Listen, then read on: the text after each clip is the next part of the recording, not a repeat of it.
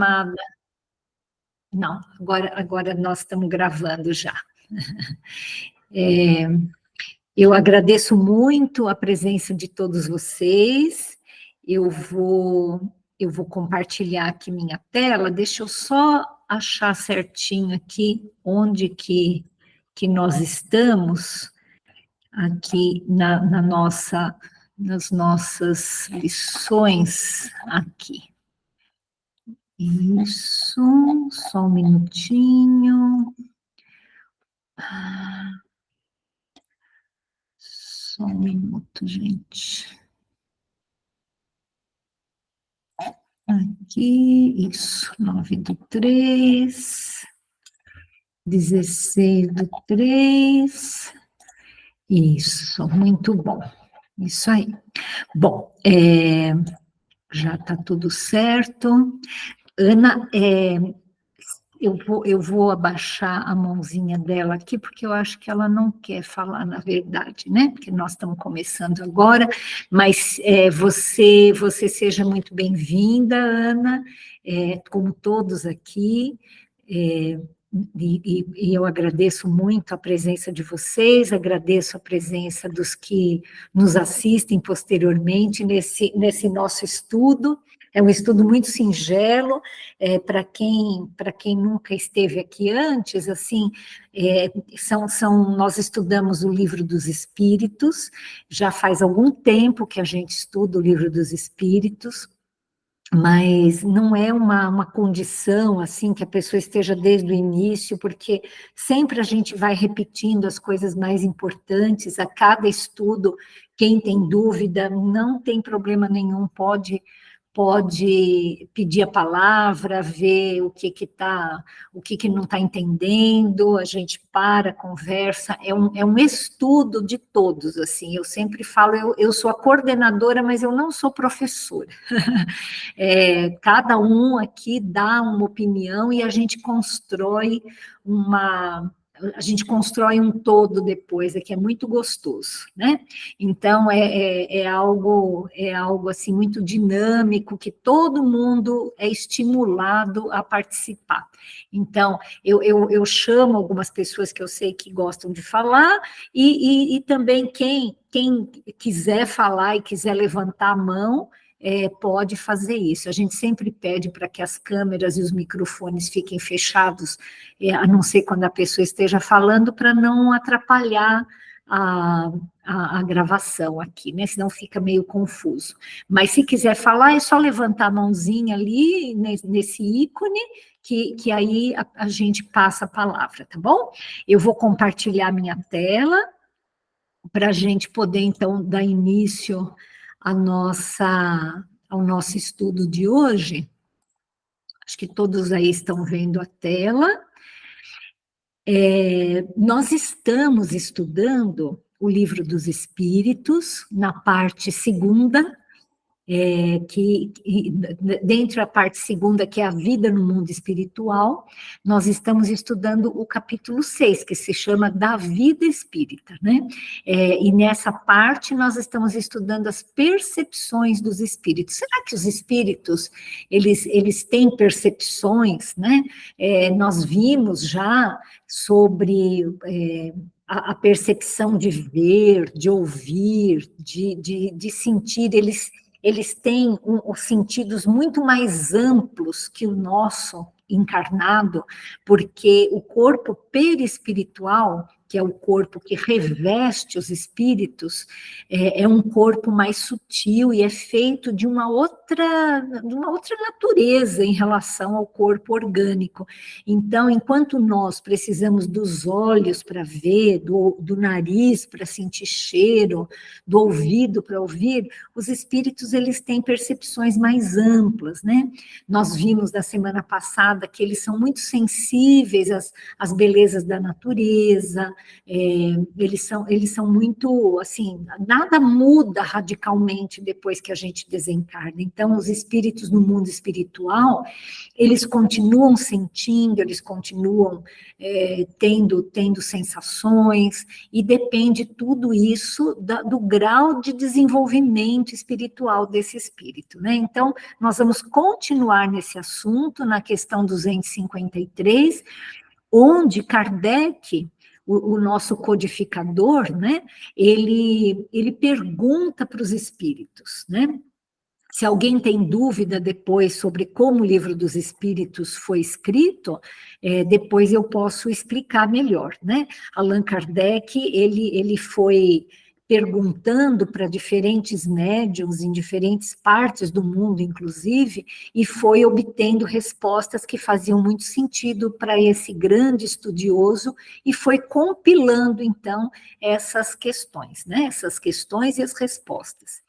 Então, na questão 253, ele pergunta para os espíritos: será que os espíritos, eles experimentam as nossas necessidades e sofrimentos físicos? Então, vamos lá começar a nossa discussão, né? O que você acha, Eunice? Você acha que os espíritos, eles compartilham, eles sofrem, assim, eles têm dores físicas?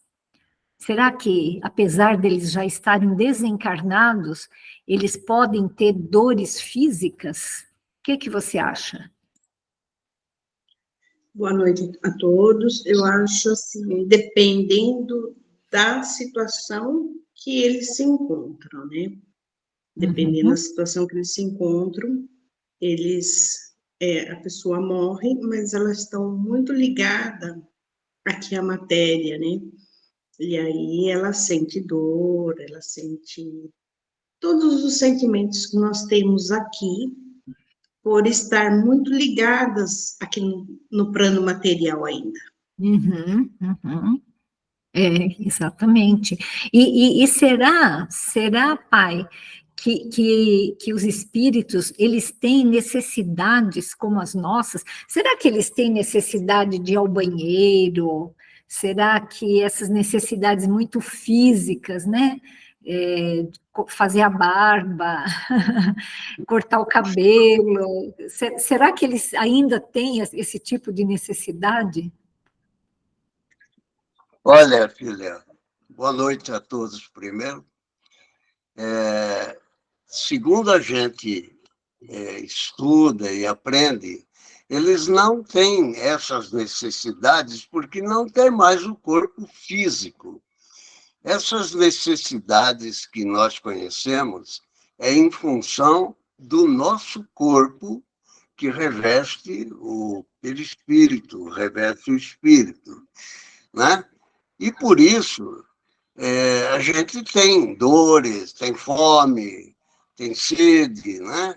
Tem cansaço, porque o corpo é que reage, né, diante dessa necessidade física de manutenção, de vida, de viver, né? O espírito, depois de desligado do corpo, ele tem sensações de acordo com o seu estado evolutivo. Se ele ainda é muito apegado às coisas da matéria, ele pode ainda sentir essas necessidades por reflexo do seu atraso espiritual, mas não porque o estado dele tenha necessidade de comida, de bebida, né? Mas depois de ele atingir um grau maior de elevação, ele se desliga totalmente dessas coisas materiais. Exatamente. É bem interessante isso que você falou, pai, porque é exatamente isso que funciona. A natureza não dá saltos, né? Tudo tem um período de adaptação. Então, da mesma forma como eu estou olhando lá fora, eu sei que está anoitecendo, mas ainda não anoiteceu, mas também não está dia claro, né? Então, tudo tem um período de transição muito, muito lento para o nosso organismo ir se adaptando. Então, quando um espírito, a não ser que seja um espírito muito evoluído, mas um espírito como nós, assim, pessoas ainda imperfeitas, quando desencarnamos, né, o nosso corpo, ele está lá desencarnado já, mas nós em espírito, nós passamos por um período de adaptação no mundo espiritual, né? Quem leu aquele livro Violetas na Janela, né, da Patrícia, a Patrícia chegava a ter menstruação, né? Ela era jovem ainda, ela desencarnou muito jovem, e nos primeiros meses pós-desencarnação, ela inclusive menstruava, né? Então ela fala isso assim, que ela evacuava, ela urinava, só que à medida que o tempo foi passando e ela foi se adaptando a essa nova realidade que era a vida dela no mundo espiritual, isso naturalmente foi parando, ela foi percebendo que aquilo era uma coisa do corpo, e foi, porque é isso que você falou, esses reflexos, né? São reflexos do corpo físico que vão para nós. A gente está tão habituado a fazer alguma coisa que a gente, até aqui no corpo físico, né? A gente acorda no mesmo horário, chega a hora do almoço, a gente tem fome. Às vezes não é porque a gente estava com fome, assim, é que está naquela hora de comer, a gente sente fome, né? Então, esses reflexos do corpo, eles passam para o espírito nessa nova fase, né? Então, vamos lá, eu vou compartilhar aqui de novo, e a gente vai ver a resposta que os espíritos deram, né? Então, eles experimentam as nossas necessidades e sofrimentos, eles os conhecem porque os sofreram, não os experimentam, porém, materialmente como vós outros, eles são espíritos, né? Aquilo que meu pai falou, assim, os espíritos, eles não têm essas necessidades, né? A não ser exatamente de uma forma reflexa, né? E a fadiga, a necessidade de repouso, experimentam-nas? Será que os espíritos precisam dormir? O que vocês acham? O que você acha, mãe? Será que os espíritos precisam descansar também? Eles precisam dormir? Eles precisam ter uma horinha lá para eles pararem? Como que funciona isso no mundo espiritual? Cadê minha mãe? Ué, ela não está aqui, pai? Ela está aí com você? Ela saiu, Helena, apareceu Ela aqui que quer. ela saiu da sala. Ué, aí, ó, agora ela voltou. Oi, querida. Oi, Você tá. filha. De vez em quando acontece alguma coisa estranha aqui no Ah, meu mas você celular. ouviu a pergunta que Kardec fez para os espíritos? Como que é? Qual mesmo? Se os espíritos eles se fadigam, se eles precisam descansar. E aí eu perguntei assim: será que os espíritos dormem? Eles precisam dormir? Então, eu acho que tudo vai depender da evolução do espírito, né? Os espíritos evoluídos já dispensam isso, né? Uhum. De dormir, de comer. Mas eu li em alguma das obras do André Luiz que muitas vezes o espírito eles tem necessidade de ter um reforço na alimentação, né? Então eles têm lá o tipo deles de alimentação. Então eu acho que tudo vai depender da situação de cada espírito, né? Isso. E também esse negócio de sentir dor, sentir a coisa, como acho que o Orlando falou, é a lembrança que eles têm, né? A Uhum. lembrança que eles têm da dor é que o faz sentir essa dor, mas não é uma dor considerada uma dor física, né? E num dos livros de André Luiz também que eu li, o desencarnado, sempre que ele se lembrava das dores que ele padeceu, ele voltava a sofrer. E o espírito, então, que estava tomando conta dele, dizia para ele não procurar esquecer, não relembrar aquilo, que toda vez que ele relembrasse a dor o acometeria novamente. Sim. É isso mesmo? É exatamente isso. Acho que a literatura espírita, né, nos livros de André Luiz, eles falam assim de uma forma muito enfática nisso, né? Veja, lá na colônia Nosso Lar, onde André Luiz mora, no início, principalmente assim nos primeiros momentos, eles têm a alimentação, né? Eles têm uma espécie de sopa nutritiva que eles precisam comer porque eles têm fome, porque eles acabaram de chegar, né?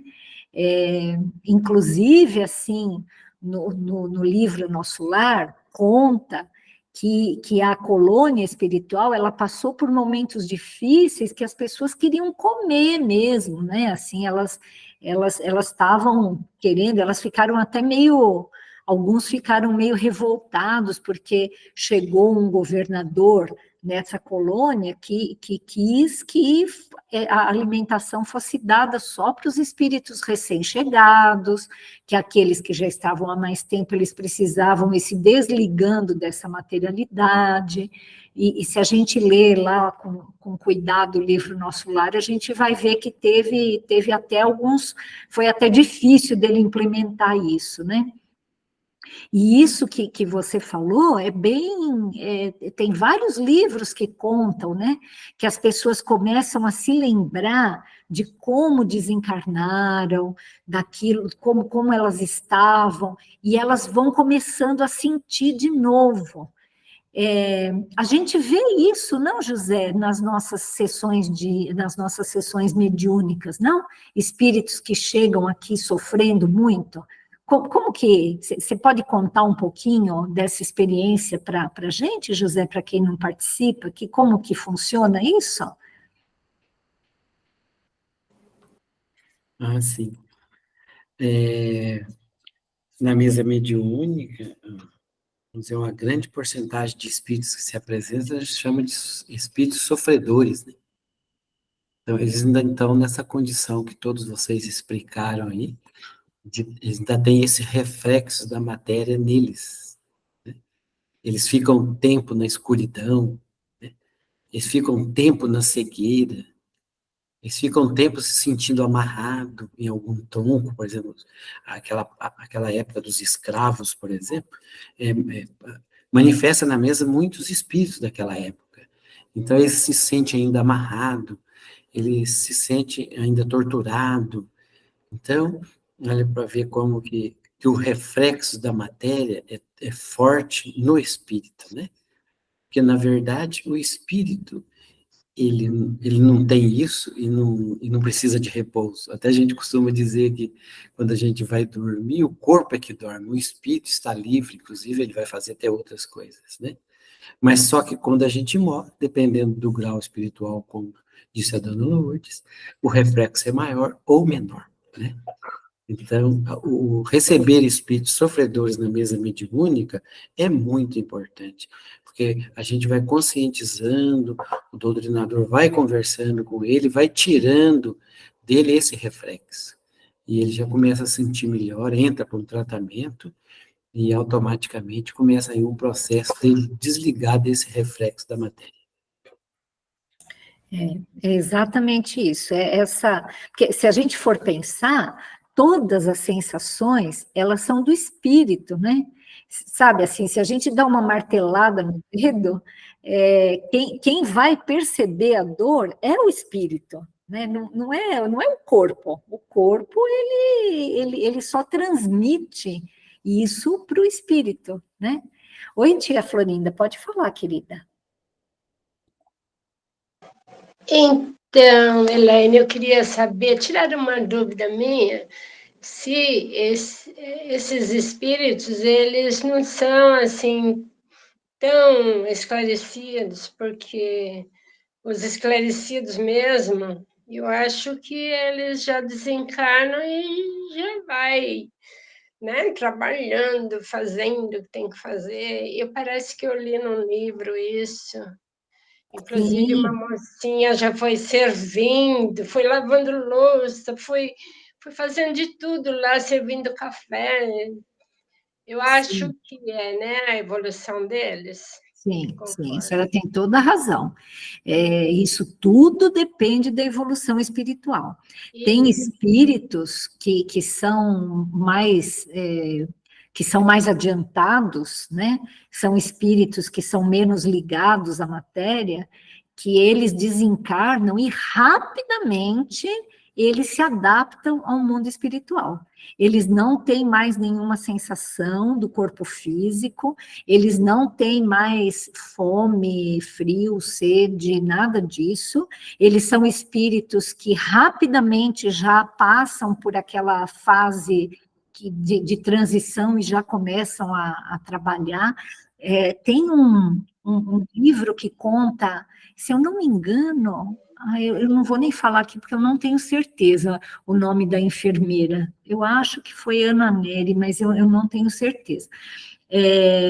Que ela morreu numa guerra, onde ela estava trabalhando no hospital, e aí ela estava trabalhando e caiu uma bomba lá na Segunda Guerra Mundial, e ela morreu junto com muitas outras pessoas.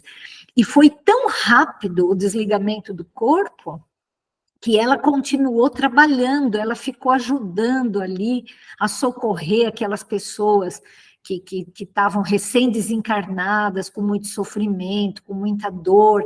Ela nem percebeu que ela havia desencarnado, porque era uma pessoa que se doava tanto, era um espírito já de tanta luz, que ela demorou algum tempo para perceber que ela também havia desencarnado e que ela já estava, na verdade, ajudando ali, né? Então, tudo isso mesmo depende do grau evolutivo do espírito, quanto tempo que ele leva para se desligar da matéria, para ele chegar no mundo espiritual, é uma coisa que depende totalmente da evolução.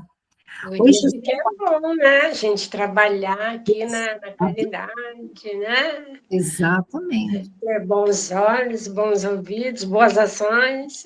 com certeza. Gratidão, gratidão. Porque isso facilita muito o nosso desenlace, né? O dia que a gente tiver que desencarnar, se a gente já tem uma vida mais voltada para a espiritualidade, sem dúvida alguma, isso vai facilitar a nossa desencarnação, não tem a menor, e a nossa adaptação ao mundo espiritual. Oi, José, pode falar. Eu queria dizer que, por exemplo, um espírito mais evoluído que está encarnado, no final da sua vida corporal, até pouco antes, é o contrário de nós, que às vezes não temos tanta evolução e vamos com os reflexos da matéria para o mundo espiritual. O espírito mais evoluído já é o contrário, a própria alimentação dele, quando está encarnado, já começa a ser diferente, né? Pela evolução dele, o corpo dele já é mais frágil, ele não tem muita necessidade de ter alimentação mais bruta do espírito mais primitivo como o nosso, né? Essa transição já começa a aparecer até na parte material dele enquanto encarnado. Exatamente, né? Tudo tem uma transição, e essa transição ela pode começar nesse período perimorte, né? Assim, um ser que é um espírito mais desapegado e que ele pressente que vai desencarnar, ele vai desencarnando aos poucos, ele já começa a ter sensações do mundo espiritual, já começa a ter já começa a perceber que tem alguma coisa diferente, né? É muito interessante esse tipo de coisa, né? Agora, com relação ao descanso dos espíritos, vocês lembram que no livro do André Luiz, quando ele teve aquele primeiro dia de trabalho dele nas câmaras de retificação, a Narcisa falou para ele, olha, agora você precisa descansar, né? Agora você vai lá para o seu quarto e vai descansar, né?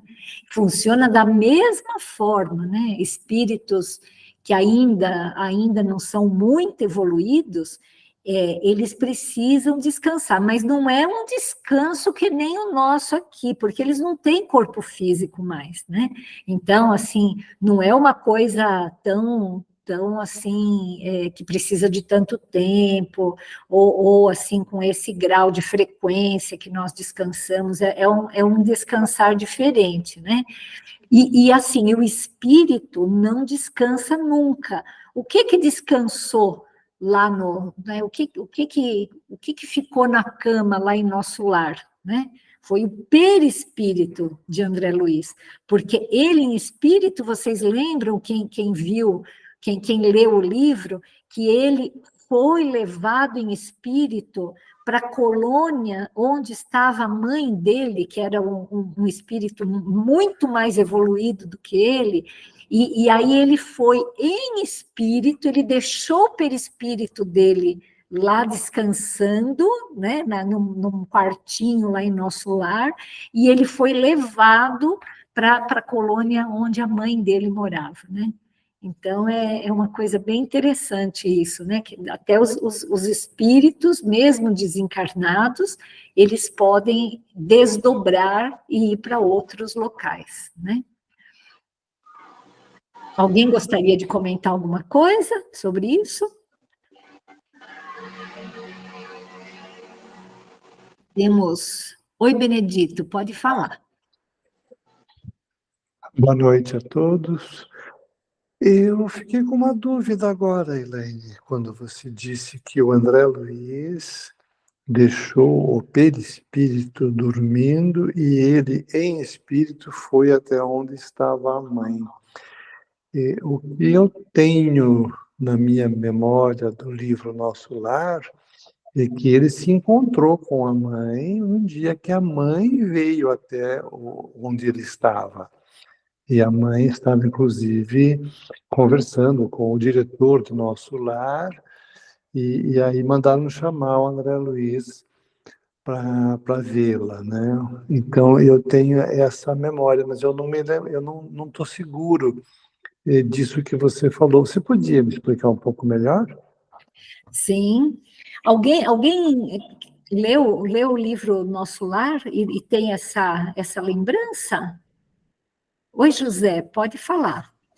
Não, eu vou só, mais ou menos, eu tenho a lembrança, não sei, vocês vão confirmar comigo.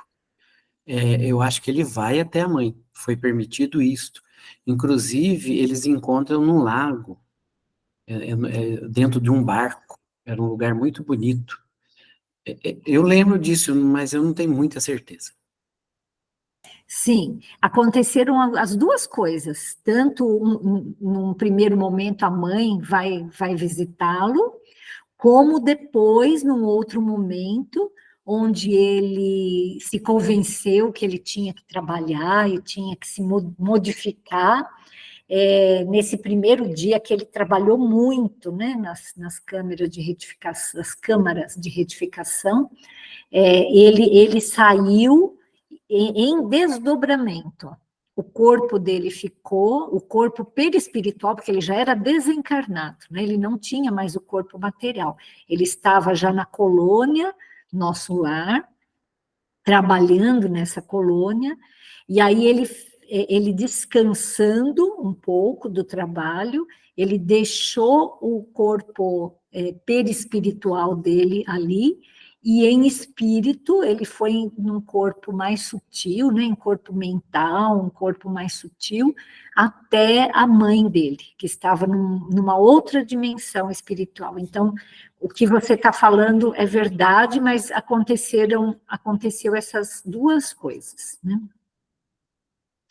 Certinho?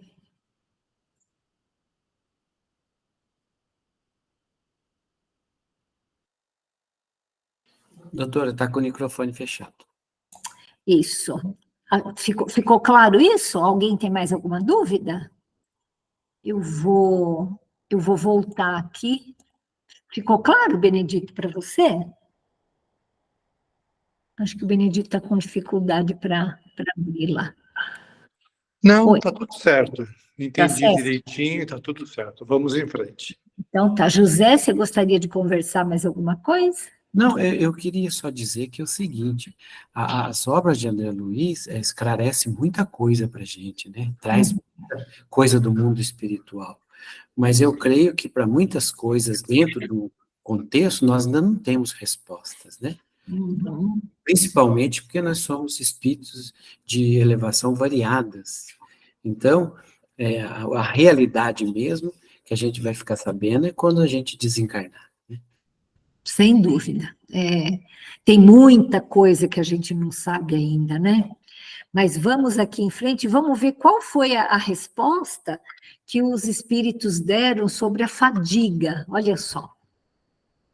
Não podem sentir a fadiga como a entendeis, né? Ah, eu corri 5 quilômetros, estou cansado, né? Não é desse jeito. Conseguintemente, né, não precisam de descanso corporal como vós, pois que não possuem órgãos cujas forças devam ser reparadas.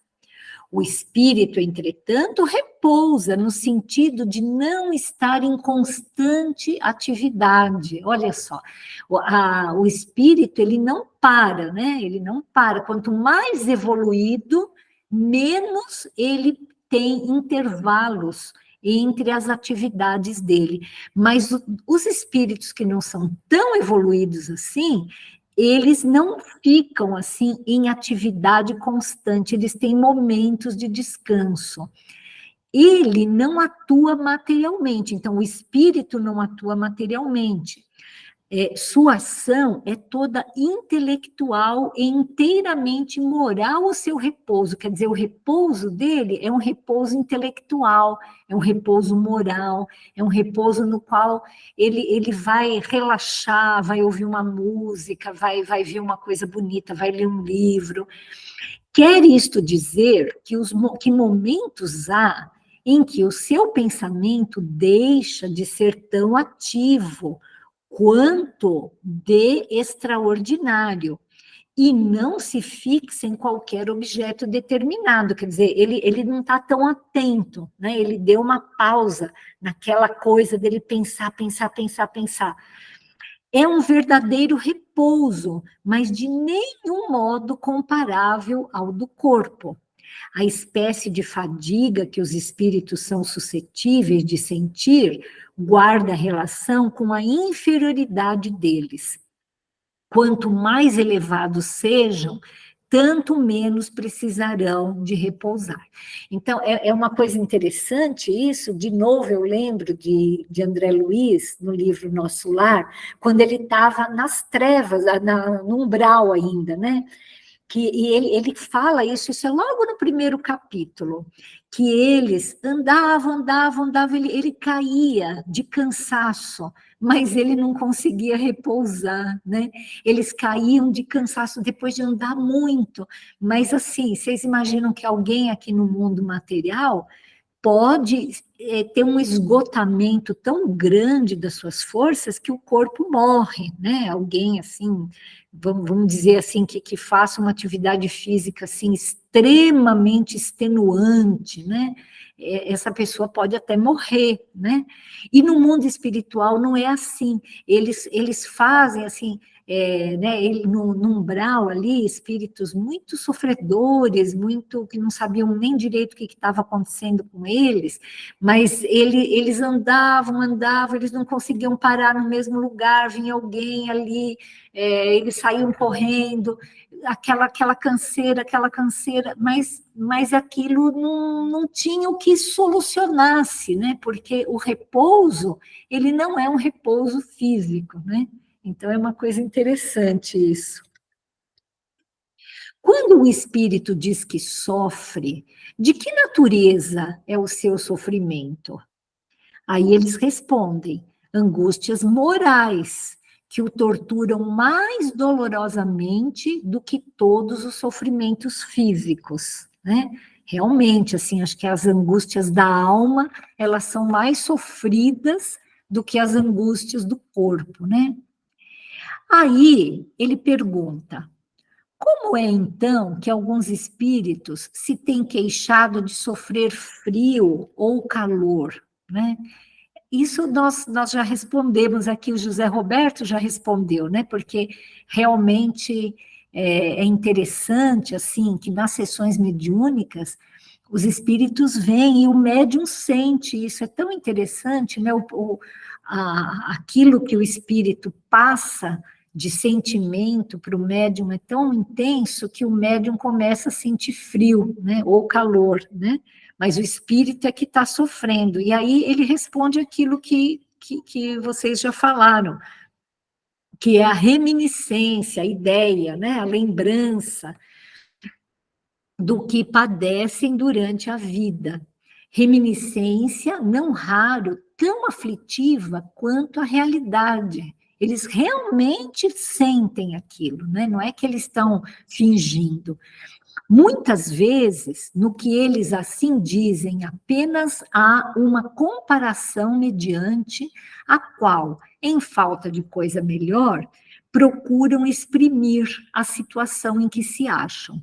Quando se lembram do corpo que revestiram, têm impressão semelhante à de uma pessoa que, havendo tirado o manto que a envolvia, julga, passado algum tempo, que ainda o traz sobre os ombros. Olha que coisa interessante, né? Assim, às vezes a gente tem uma sensação mesmo, né? Assim, você põe um casaco, depois que você tira, parece que você ainda está com ele, né? Você lembra dele e parece que ainda está, né?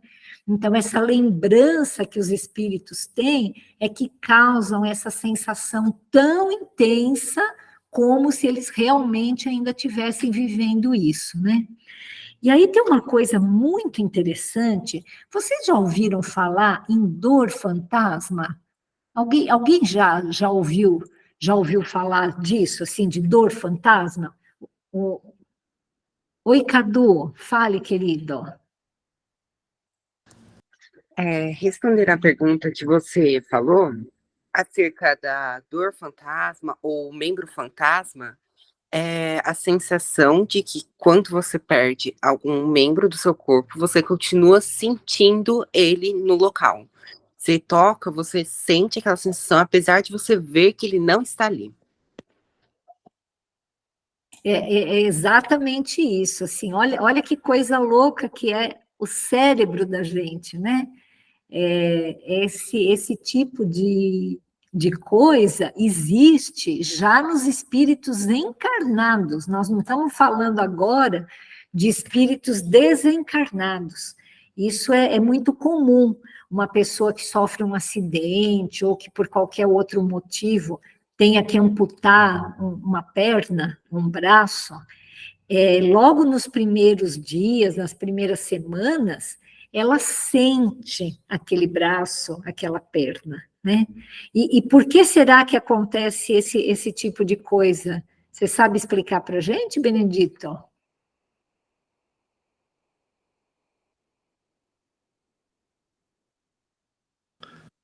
Oi, desculpe, demorei para abrir o microfone aqui. Como é que é mesmo a sua pergunta, Elaine? A dor fantasma das pessoas que sim. né? Por que isso acontece? Já acontece assim, a gente estava falando de seres desencarnados, né? Agora nós estamos falando de espíritos encarnados. Mesmo o espírito encarnado, ele tem muitas vezes sensações de coisas que já não existem, né? Como é que isso acontece? Porque tudo é vivenciado no nosso cérebro.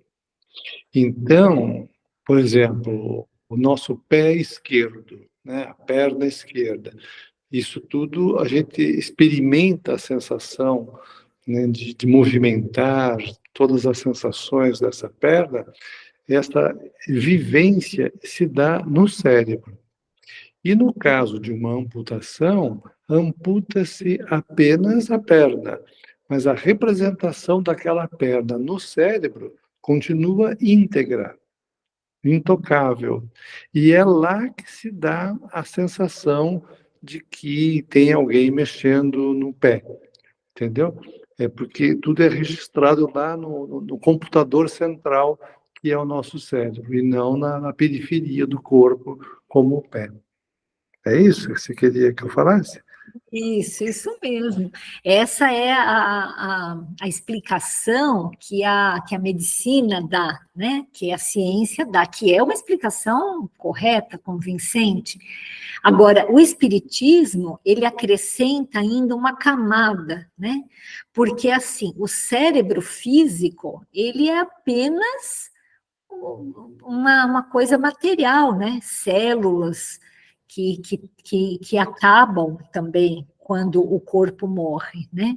O que a sede do cérebro, aquilo que realmente pensa, aquilo que sofre, aquilo que vive, aquilo que sente, é o espírito, né? O espírito, ele atua sobre o cérebro, que atua sobre o corpo, né? Então, assim, quem é que sente? Quem é que realmente que tem as emoções? É o espírito, né? Não é a mente e não o cérebro, né? Existe uma diferença entre cérebro e mente, né?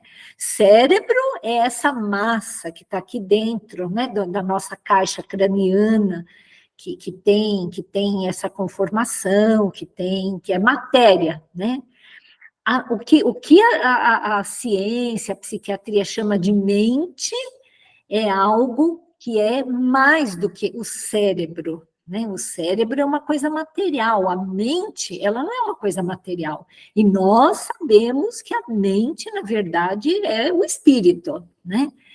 Então, assim, tudo se passa em nível mental, em nível mental. Então, quem sente é o espírito. E aí também, de novo, André Luiz fica, assim, bastante perplexo, né? Bastante surpreso, quando ele visita um local que chama Casa Transitória de Fabiano, né, que é uma colônia espiritual meio móvel, inclusive, que ela fica, meio móvel não, totalmente móvel, né, é como se fosse uma nave espacial enorme, enorme, enorme, e aquilo se desloca no umbral, para poder ajudar os espíritos daquela região. Só que, assim, essa colônia, ela era atacada por espíritos muito trevosos que não queriam que os espíritos mais desenvolvidos, né, ajudassem aquelas pessoas que ali estavam. Tinha muitos sofredores, esses sofredores queriam ser ajudados, mas tinha lá os chefes das gangues, né, exatamente como aqui.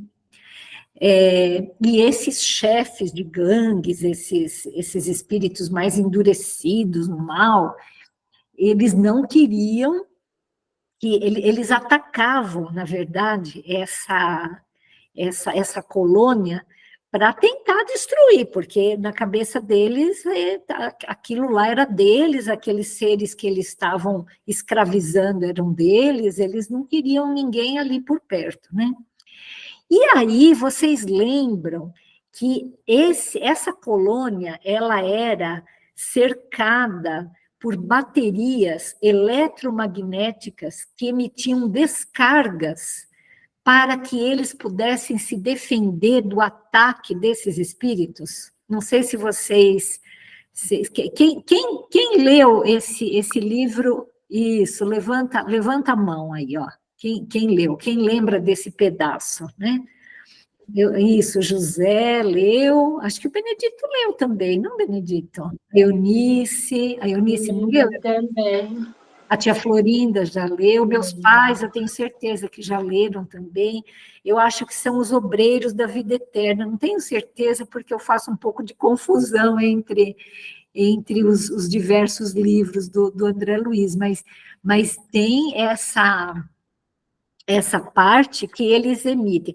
E daí, o André Luiz, vendo aquilo, aquele ataque, ele via disparando essas baterias eletromagnéticas que eram como uma defesa. Veja assim, que até no mundo espiritual, infelizmente,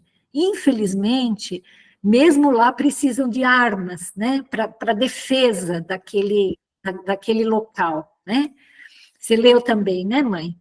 E aí, assim, o que o André Luiz, assim, o que o mentor fala para o André Luiz, né? Porque o André Luiz fala assim, mas como? O que eles sentem? Porque eles já estão mortos, né? Já eram espíritos desencarnados. Então, assim, como que você vai ameaçá-los com isso, né? O que eles sentem? E aí o mentor fala assim, eles sentem uma sensação de morte, né? Eles já estão mortos, né? Eles já estão desencarnados. Morto ninguém é, né? Nós todos somos imortais, né? Mas eles já estão desencarnados e eles sentem uma sensação de morte. Olha que coisa louca, né? E aí André Luiz fala assim, nossa, mas como assim? Eles sabem que eles já não têm o corpo físico, porque esses espíritos não são espíritos que estão lá, assim, desavisados, são espíritos que trabalham naquela região para realmente, assim, escravizar outros, eles trabalham para uma gangue, né? Para uma gangue da ignorância, né? Da maldade. Eles sabem a situação deles, eles sabem que eles estão desencarnados, por que eles pensam que eles vão desencarnar de novo, né? E aí o mentor fala exatamente isso, olha, toda sensação que nós temos está no cérebro. Então, se eles recebem aquele choque, e como eles estão ainda muito próximos da matéria, eles lembram daquilo que eles viveram, porque infelizmente foram pessoas que viveram no crime, né? Eles continuam no crime no mundo espiritual. Eles sentem aquelas descargas elétricas como se fossem rajadas de metralhadora, como se eles estivessem morrendo ali de novo, né? Apesar de ser algo que depois de um tempo eles iam acordar e iam voltar na vida que eles tinham lá, né? Mas aquilo era necessário para proteção.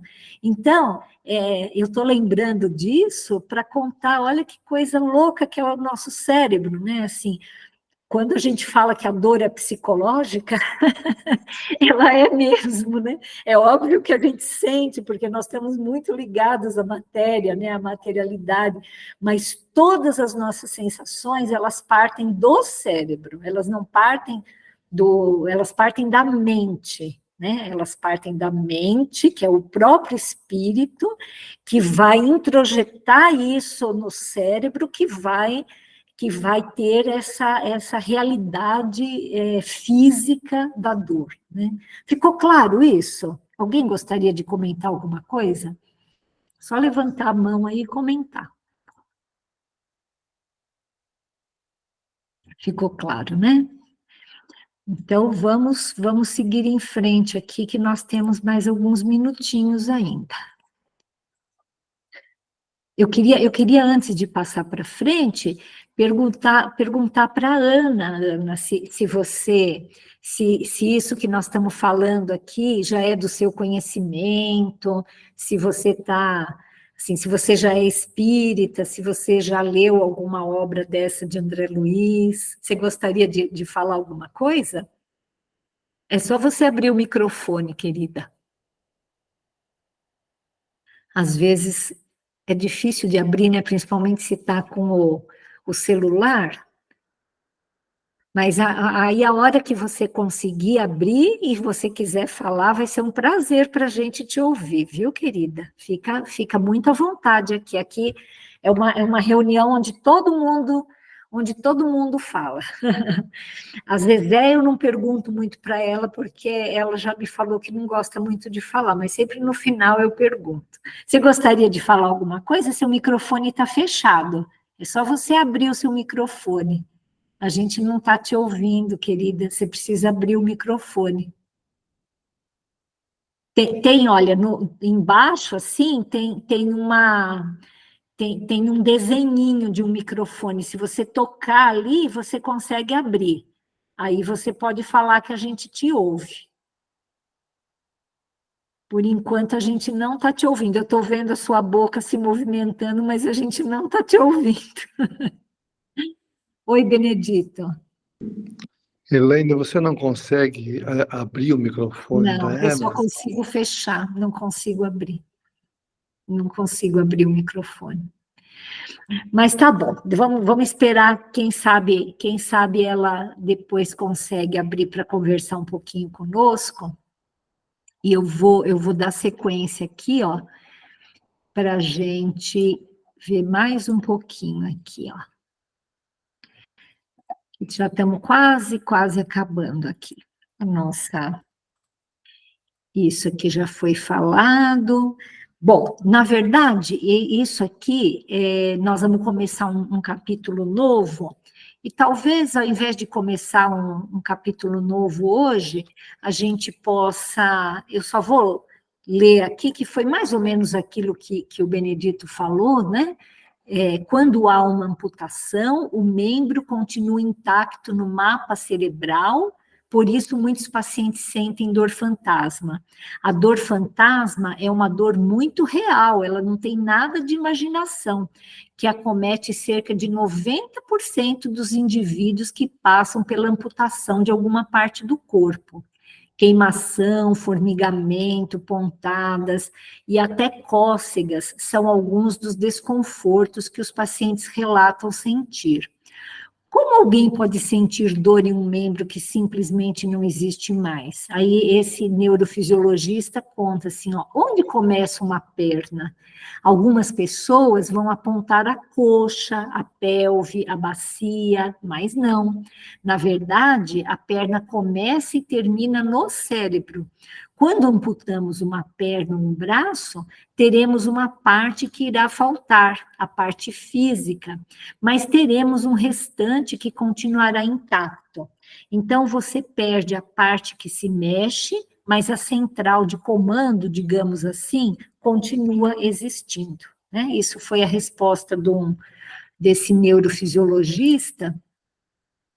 E aí, como já está bem pertinho da gente terminar, eu ia mesmo pedir para a Eunice falar alguma coisa, Eunice. Você adivinhou. Pode falar, querida. Então, eu queria fazer um comentário que eu tenho um sobrinho que perdeu um braço e, passado alguns anos, mesmo assim, ele sente coçar muito, ele sente muito esse braço, sente a presença, porque o braço dele, num acidente, moeu totalmente, não teve como colocar outro. E ele sente o braço até hoje. Então, isso é muito, muito verdade, muito real. Interessante isso, né, Eunice? Ouvir de uma pessoa que tem conhecimento, assim, de causa, né? É bem interessante isso. Quer dizer, se até aqui no mundo encarnado a gente tem essa sensação, imagina no mundo desencarnado, né? Os espíritos que desencarnam, se eles não estão preparados para a vida espiritual, eles continuam sentindo tudo aquilo que eles sentiam aqui na matéria, né? Oi, pai, pode falar. Eu diria o seguinte, que como o nosso corpo físico, ele está moldado em cima do corpo espiritual, o perispírito, quando faz uma amputação de qualquer órgão, de qualquer canto do corpo físico, não está eliminando a parte espiritual, o perispírito. Então, a pessoa continua sentindo esses reflexos porque o perispírito não foi tocado, foi só o corpo físico. E quando a pessoa desencarnar, volta normal. Ele não vai desencarnar e lá na espiritualidade vai estar sem a perna, por exemplo. É normal, porque não sofreu amputação, o perispírito. É verdade isso, pai. Existe isso que você falou, e existe também espíritos que quando vão para o mundo espiritual, eles estão tão habituados com a aparência do corpo físico deles, que eles já imprimiram no seu perispírito aquela forma, né? Então, vamos imaginar que alguém viva muitos e muitos anos aqui paralítico, né? Quando ele vai para o mundo espiritual, o perispírito dele não está paralítico, né? Mas ele se apresenta lá como uma pessoa paralítica, porque ele imprimiu no seu perispírito essa imagem de... Oi, só um minutinho. Oi, querido. Não, ainda ele está... só um minutinho, só um minuto. Ele imprimiu nessa imagem sua, né, nessa sua imagem mental, essa forma que ele leva do mundo, né? Então, isso não só em termos de defeitos do corpo, como assim, em termos assim, de como ele vai se apresentar, se é homem ou se é mulher, da cor, né? Então, o perispírito, ele ficou...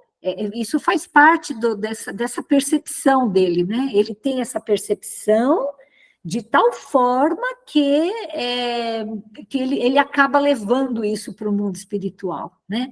Mas isso que você falou é correto, às vezes não deu tempo dele fazer essa percepção, ele ainda se enxerga com aquele membro e sente tudo ali, né? Bom, pessoal, ficou claro tudo isso? Eu quero perguntar para o Cadu se ficou tudo claro, se quer falar mais alguma coisa, Cadu?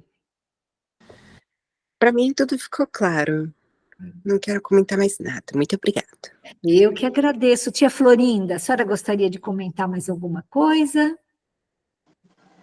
Então, Elaine, eu amei toda a aula de hoje. Estou super grata por tudo, tá? Muito legal.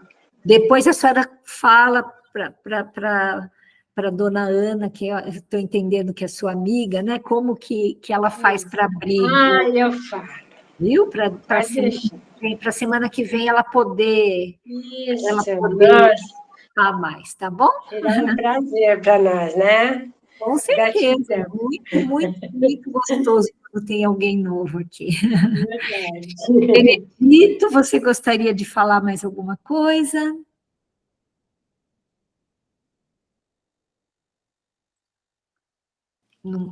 Não, está tudo certo.